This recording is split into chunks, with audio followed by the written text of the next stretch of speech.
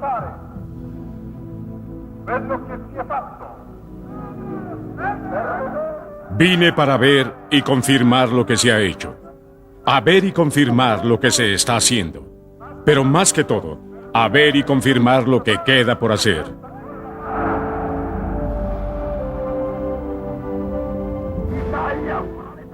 Italia, proletaria y fascista. La Italia de Vittorio Veneto y de la Revolución. Levántate. Descubriendo la historia. Fascismo, capítulo 3.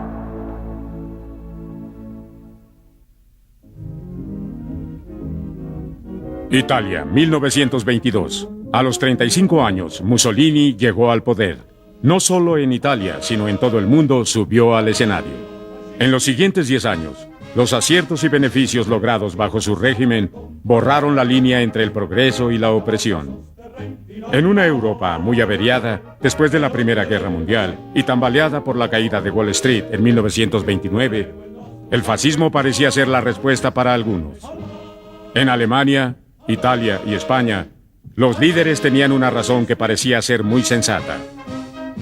El nazismo del Führer estaba surgiendo también. En esa época, y a pesar de muchos discursos en contra, a Mussolini se le consideraba un hombre de paz. En 1933 declaró: "Al pueblo le gusta el hombre fuerte. Las masas son como rebaños de ovejas hasta que alguien las organiza. Depende de su capacidad para controlarlas como un artista". Enero 30 de 1933. Hitler hace el juramento como canciller de Alemania, pero no puede conseguir la mayoría en el Reichstag. El presidente Hindenburg disuelve la Asamblea Legislativa y lanza las elecciones en marzo. Pero el Partido Nacional Socialista ha trabajado por años para tomar el control del gobierno. Antes de llevarse a cabo las elecciones, el 27 de febrero de 1933, al Reichstag le prenden fuego. Cuando descubren a un comunista alemán en el edificio poco después de empezar el fuego, la maquinaria de propaganda de Goebbels sigue en marcha directa y los nazis empiezan a adquirir poder. El incendio del Reichstag disminuye los derechos básicos y el Partido Comunista Alemán es destruido y sus líderes arrestados. El triunfo del deseo, un filme producido por Leni Riefenstahl y por el mismo Führer, se estrena el 28 de marzo de 1935. En él se ve el Congreso del Partido Nazi en Nuremberg, pero fue más que un filme acerca de la toma de poder de Hitler. Fue una celebración dedicada al partido nazi y a su líder. Jamás se había hecho una obra de arte cinematográfica de propaganda como esa. Su intención era convencer a todos los alemanes de que el Reich debía durar 100 años e idealizaba a Hitler como alguien muy cercano a una deidad. El Tratado de Versalles se convierte en un papel cualquiera. Con el partido nazi produciendo desfile tras desfile, no había duda de la dirección que Alemania estaba tomando. El ejército se había fortalecido y en el frente político, la región Saar, una pequeña área entre Francia y Alemania, se había anexado con el voto unánime de toda la gente. Eso iba en contra del compromiso de anonimato. Italia, agosto de 1935. Il Duce visita el área de Bolzano. El distrito había tenido algunos problemas, pero después de años de régimen fascista, a Mussolini le dan la bienvenida como al hijo pródigo. Otro monumento al régimen fascista se lo dedican al líder italiano y las multitudes lo aclaman. Educar y entrenar a la juventud es de gran interés tanto para el nazismo alemán como para el fascismo italiano. La sociedad del mañana será la juventud de hoy. Y Mussolini a menudo visita los centros juveniles para animar a los jóvenes a servir al Estado. Mientras Alemania se mueve lentamente hacia la guerra, Italia se prepara para extender sus territorios en África. Il Duce continúa celebrando su reino. Para algunos italianos, las cosas nunca estuvieron mejor. Julio de 1934. Después de que los nazis financiaron el asesinato del canciller austriaco, las divisiones del ejército italiano ocuparon el paso de Brenner para evitar que los alemanes invadieran Austria. Pero en realidad lo que sucedía era el empiezo de un juego entre Hitler y Mussolini. en el que Mussolini parecía ser el que buscaba la paz y Hitler el temible conquistador. Era puro teatro, y el propósito era ubicar falsamente al líder italiano como la persona a quien recurrir cuando Alemania buscaba problemas. Era un espectáculo de poder. Después de su recuperación, Italia tenía una impresionante fuerza armada. El duce tenía planes para su ejército, y no eran precisamente la expansión por Europa, sino el deseo de Mussolini de adquirir poder en las colonias. En sus discursos enfatizaba la importancia del poder y la necesidad de usarlo en beneficio de la nación. La necesidad de acoger bajo sus alas nuevas tierras y nuevos recursos. Aunque su teatro no estaba tan bien estructurado como el de los alemanes, Mussolini expone su punto ante el pueblo de Italia y ante los gobiernos del mundo.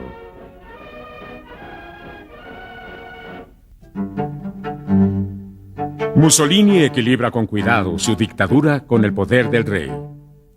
Ambos se tienen mutuo respeto. El rey aprecia las contribuciones de Mussolini en muchos aspectos de la vida italiana. La economía tiene una recuperación evidente.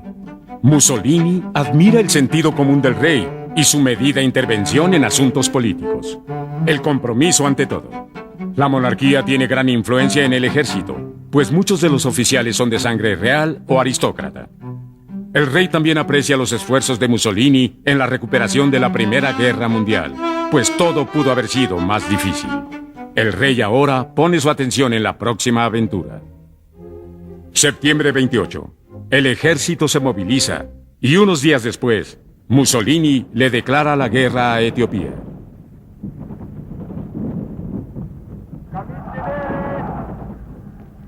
La justificación de Mussolini para la guerra es clara, y así lo dijo. Camisas negras de la revolución, hombres y mujeres de Italia, italianos en general, más allá de las montañas y de los océanos, escuchen. La hora solemne va a comenzar. En la historia de este país, 20 millones de italianos se han unificado en las plazas de todas las ciudades. Es la asamblea más impresionante que haya visto nunca la humanidad. 20 millones. Pero con un solo corazón, con un solo deseo, con una sola decisión. Mussolini le hablaba ahora a una Italia diferente. Aunque el desempleo no estaba controlado, muchos tenían trabajo. Y desde su casa, todos seguían la marcha de la guerra con interés. Era una guerra de un solo bando. Un ejército moderno, bien equipado y entrenado, contra un enemigo muy pequeño. Como toda guerra en lugares remotos, la paz en casa la hacía más atractiva. Y el partido fascista desplegaba manifestaciones para apoyar el conflicto. Mussolini habla. No es solo el ejército el que marcha tras sus objetivos. Son también 44 millones de italianos marchando con la armada. Todos unidos. Porque les hemos pedido revertir la más infame de las injusticias. La negación de un pequeño espacio bajo el sol. Hemos sido pacientes por 40 años. Ya es suficiente. La guerra en Etiopía tuvo un apoyo arrollador de todos los italianos. Y las noticias eran buenas. El avance se hizo sin oposición. Con cautela, las fuerzas expedicionarias se mueven sin parar hacia adelante. La flota italiana llegará a puerto y las tropas desembarcarán. Se organiza un plan de ataque. La più nera delle ingiustizie, quella di togliersi un po' di posto al sole. O l'Etiopia! Abbiamo pazientato 40 anni, ora basta!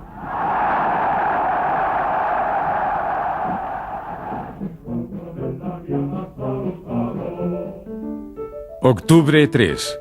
Las tropas italianas comienzan a avanzar en Etiopía, partiendo de las bases de Somalia ya controladas. Un ejército de 130.000 hombres bien equipados se enfrentarán a 300.000 etíopes pobremente armados. La guerra es también un estímulo para la economía italiana. Gran número de desempleados y granjeros son despachados a África. Todos apuestan. La creación de un imperio significa prestigio en los escenarios políticos internacionales. Es también la realización del mito imperial romano, y eso ayuda a conservar la apariencia fascista.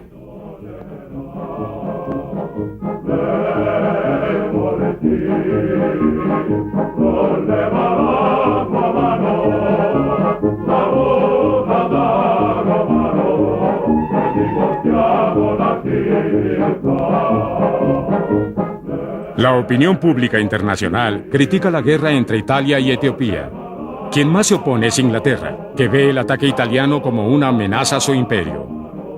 El 7 de octubre, la Liga de las Naciones decide unánimemente sancionar a Italia por el ataque. Se impone un embargo en el envío de armas y municiones a Italia. Ya no puede obtener crédito o préstamos de los miembros de la Liga. Hasta productos relacionados con la milicia, como tiendas de campaña, son parte del embargo. A los miembros de la Liga se les prohíbe también importar productos italianos.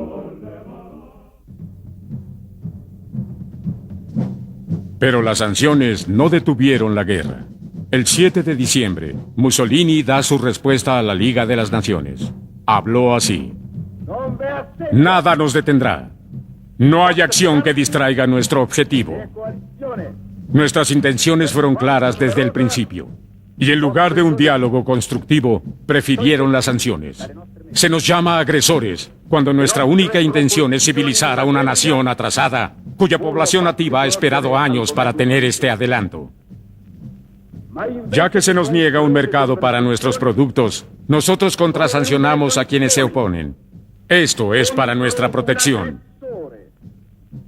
Sabemos que el pueblo francés y muchos otros no están de acuerdo con las sanciones contra Italia y piensan que son injustas. El embargo del petróleo nos impone sufrir una forma de castigo capital y estrangula la economía. Esto jamás pasó antes de 1935 y es probable que no vuelva a ocurrir. La presión es sobre Italia, que no tiene los recursos para reemplazar lo que le niegan.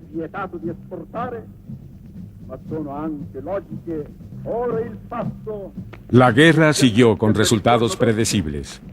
Después de asegurar la nación, se mejoraron los caminos y los preparativos para gobernar un país conquistado continuaron. Áreas estratégicas fueron ocupadas por tropas italianas. La población nativa fue organizada y amistosamente sucumbieron ante los conquistadores.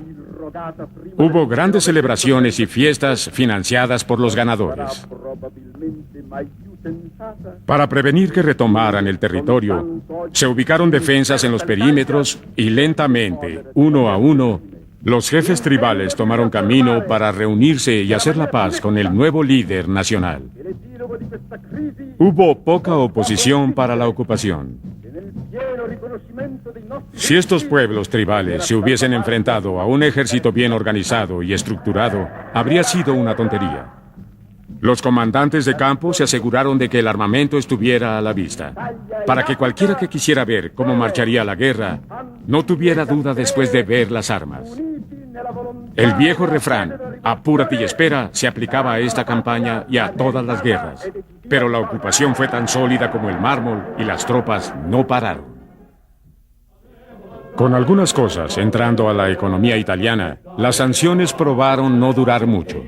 Para darle un giro positivo a la situación, la propaganda se intensificó como un medio de desarrollar otras fuentes de ingreso para estabilizar el comercio.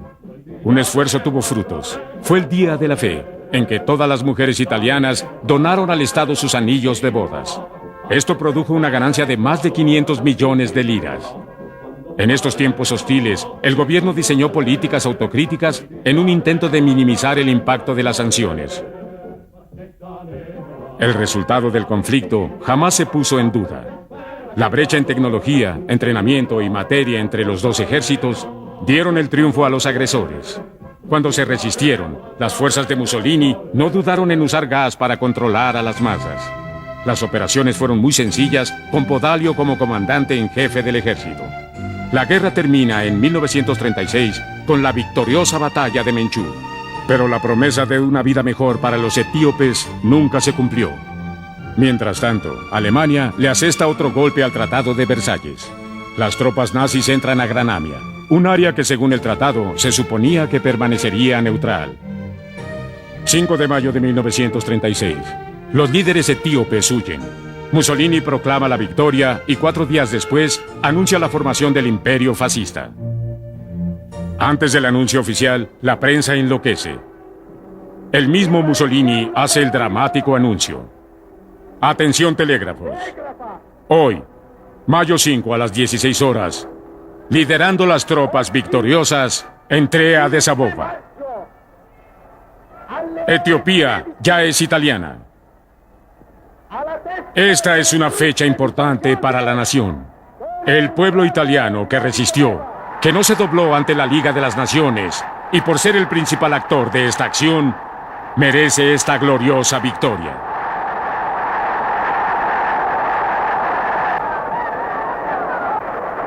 L'Etiopia è italiana. Las sanciones alentaron el ritmo de Italia, pero la noticia de la victoria en Etiopía levantó la moral nacional.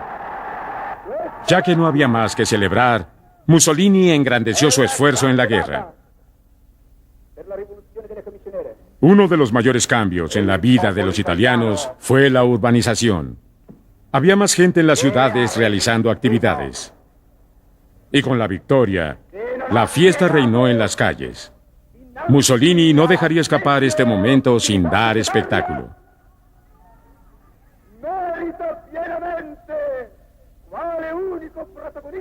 El pueblo esperaba ansioso la palabra del duce.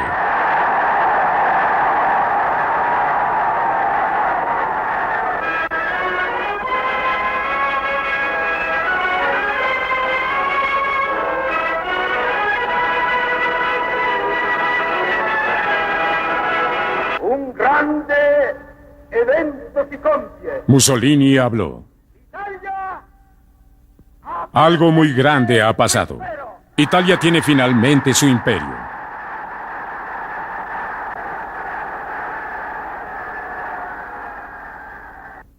Un imperio fascista que tiene talla de poder indestructible y la voluntad del Littorio romano. Por 40 años, la energía de la valerosa juventud italiana se preparó para conseguir este objetivo final. Los territorios y la gente que una vez fueron parte de Etiopía están ahora del todo sometidos a la plena soberanía del reino italiano. furono sollecitate le energie prorrompenti. El título de emperador es asumido por el rey de Italia para sí mismo y para sus sucesores. Pero en medio de la celebración existía el hecho de que Italia estaba aislada del resto de Europa, con las sanciones encima y sin poder explotar aún las ganancias económicas que planeó. Los discursos de victoria y la alegría común continuaron por un tiempo, sino también al pueblo italiano que necesitaba liberarse de la dura realidad. Se redacta un decreto real que proclama la victoria y se suma a la adulación. A la victoria pronto le siguió la información de las nuevas tierras conquistadas. El rey firmó el decreto declarándose él mismo emperador. Y la frágil ilusión de un nuevo imperio romano es inyectada en el pueblo italiano. Pero un nuevo frente en la guerra entre la izquierda y la derecha estaba a punto de empezar.